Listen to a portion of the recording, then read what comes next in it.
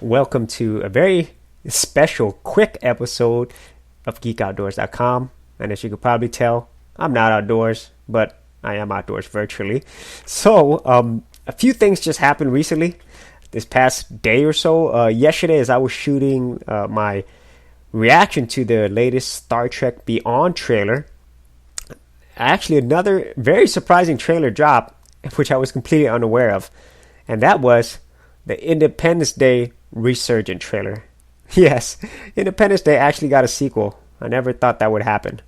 And also today, some really big news in gaming. And that's actually what I wanted to talk about first. So, it looks like Hideo Kojima, he's back in gaming. Well, kinda, sorta, not yet.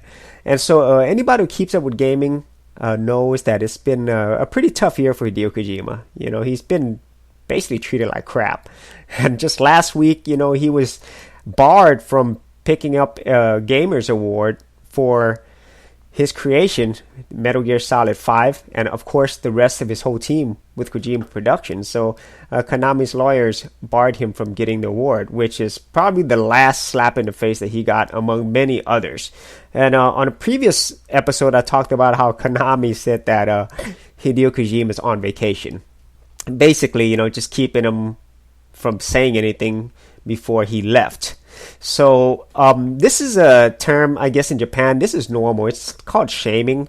And so a lot of the Japanese culture, it's all about working in a corporation. So one of the terms that was used is company man. So you would basically get a job at a company or corporation and you would stay there for the rest of your life. So hence the fourth, company man.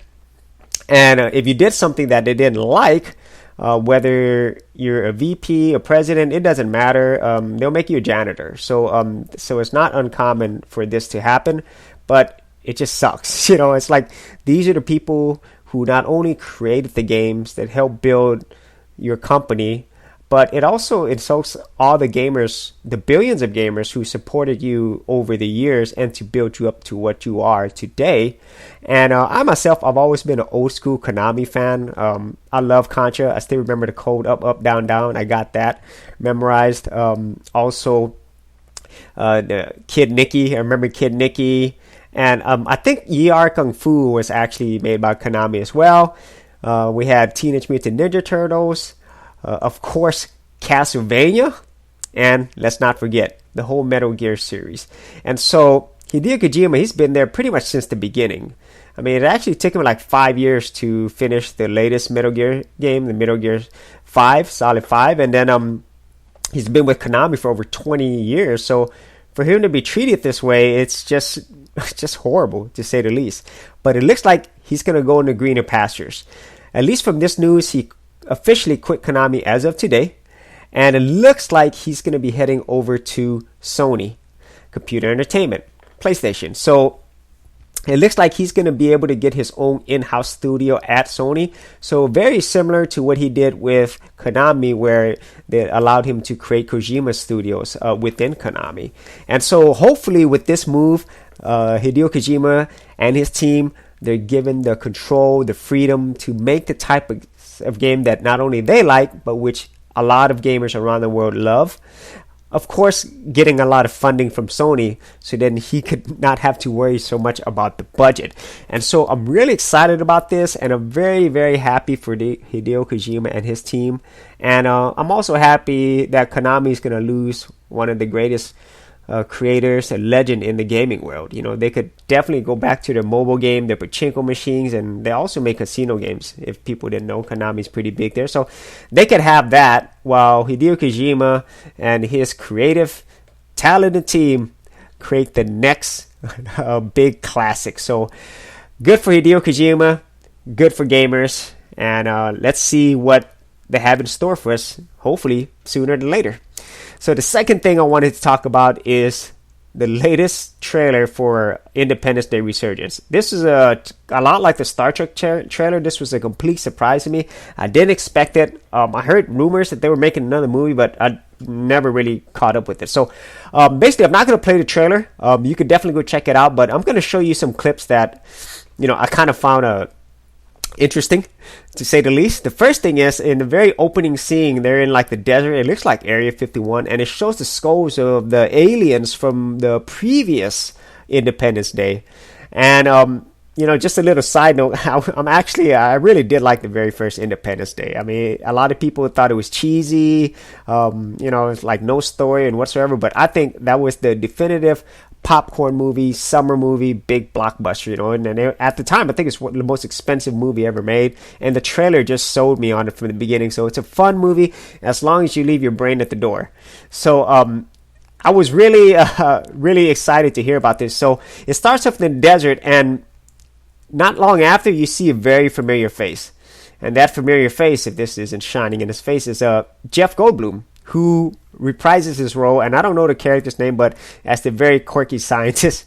And I've always loved Jeff Goldblum in pretty much every movie. I loved him in The Fly, Jurassic Park, and of course Independence Day. He's been in so many. And they find this awesome, this is an awesome shot, by the way, this awesomely humongous ship. I'm not sure what it's all about, and I don't know what this stuff is, but they're about to find out really soon, once all the action starts. And so that opening shot is very ominous, and kind of like tells you there's probably going to be another invasion. And sure enough, that's what happens. And so the movie also introduces some other characters. I think he's going to be one of the lead characters, and he is actually an actor from the Hunger Games. He's been in some other movies as well, and if I'm not mistaken, he's actually the younger brother of Chris Hemsworth. So he's going to be one of the lead characters. And what happens is, in this second movie, they actually talk about how they took the alien technology from the first movie and they've adapted it to their own military technology. So these kind of look like F-22s, but they're actually outfitted with this alien technology. And so looks pretty cool.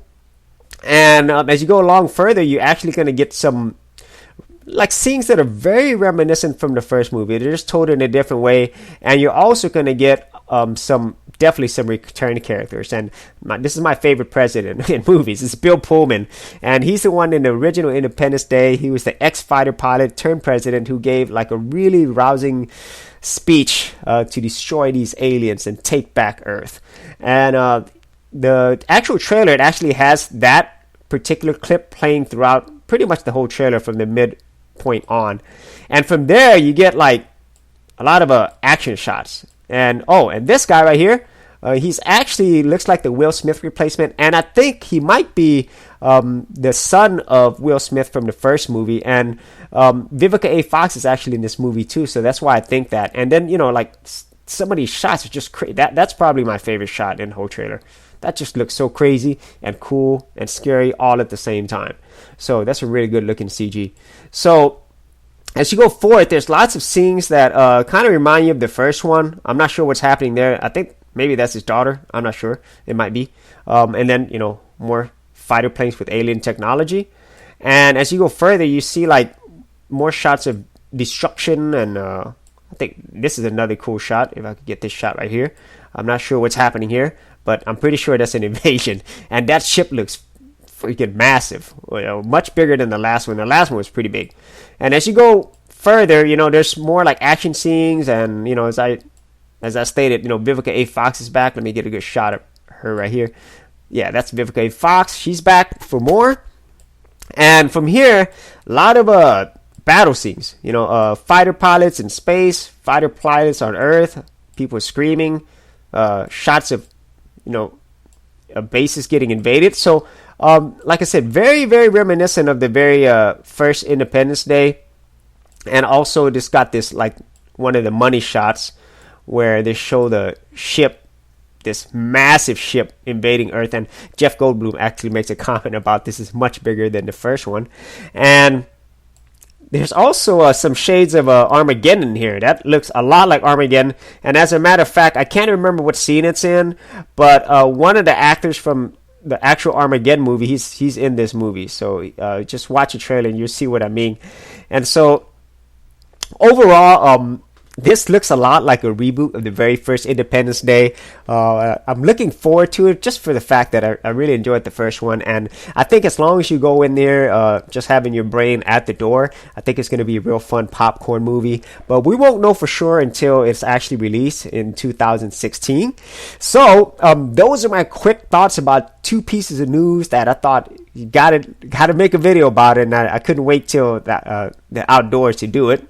And so if you have seen this trailer, what did you think about it? Leave your ideas and comments below. And also, if you had any thoughts about the legend Hideo Kojima coming back to gaming, leave your thoughts down there as well. And for full written episodes, be sure to head out to Geekoutdoors.com. And as always, if you enjoyed these videos, be sure to subscribe. And I'll see you outdoors on the very next episode.